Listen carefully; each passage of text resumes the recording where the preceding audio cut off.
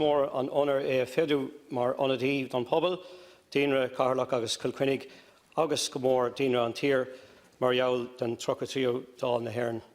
Cogardigus le gach duine a raibh tófá, agus go lach duine a raibh misneach go leor chun iad féin a chur in iúil don tógáin. Ceann Comhairle, it is a great honour for me to represent my community, the people of Carlock Kilkenny, and indeed the people of this country in the 33rd Dáil. Congratulations to all here who were elected, and to all who had the courage to put themselves forward for election. The Green Party has had an interesting and challenging 12 days engaging in collaborative dialogue with other parties and independent TDs with view to exploring common threads in policy which could lead to government formation. While some parties have entrenched themselves towards opposition or opposing negotiating with others, we believe that there is a collective responsibility on us all, once elected to this chamber, to provide stable and strong government for the people of Ireland in these important years. For us, and from here on in, everything must change.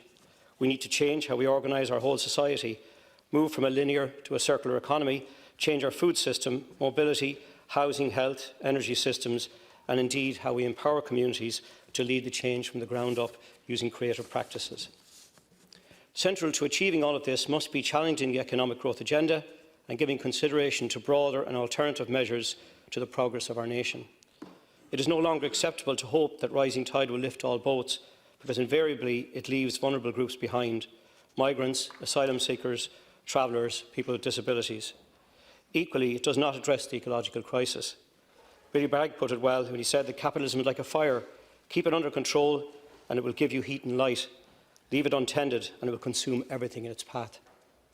I do hope that we can work collaboratively, collectively, share views and legislate for the common good with compassion and empathy, challenging the current paradigm with what Wolfgang Sachs terms as eco-solidarity, where human rights, along with ecological principles, are highly valued, and this requires a cooperative and cultural revolution.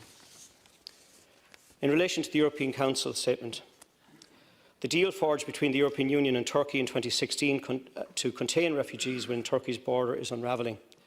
A humanitarian crisis of our own making is taking place along the Turkish and Greek border, where tear gas is being used on men, women and children. The Russian-assisted Assad campaign in Idlib is forcing tens of thousands of people to flee as the Syrian conflict nears its bloody end. The level of human suffering is indescribable. Yet the EU is set to spend €38.3 billion on border security between 2021 and 2027, and increase its standing of Frontex border force guards to 10,000 within that timeframe. Imagine if we were able to sink that same level of investment into development aid, conflict resolution, climate adaptation in the global south. 18,000 souls have drowned along the world's deadliest border in the Mediterranean Sea.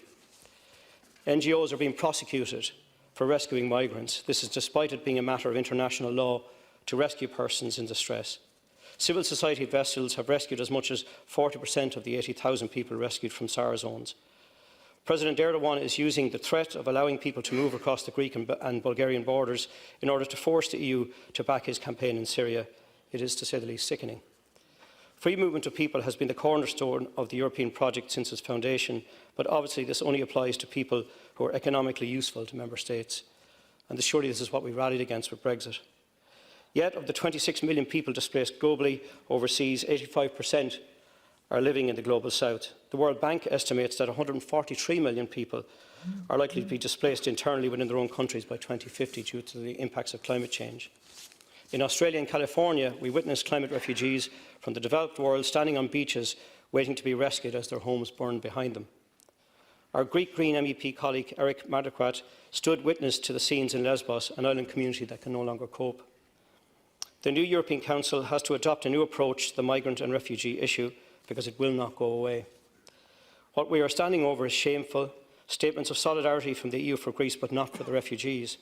This is not the European Union that we as Greens value and cherish. It is not the European project based on peace and solidarity, and has more in common with the wall erected by the Trump regime. These walls and barriers need to be torn down.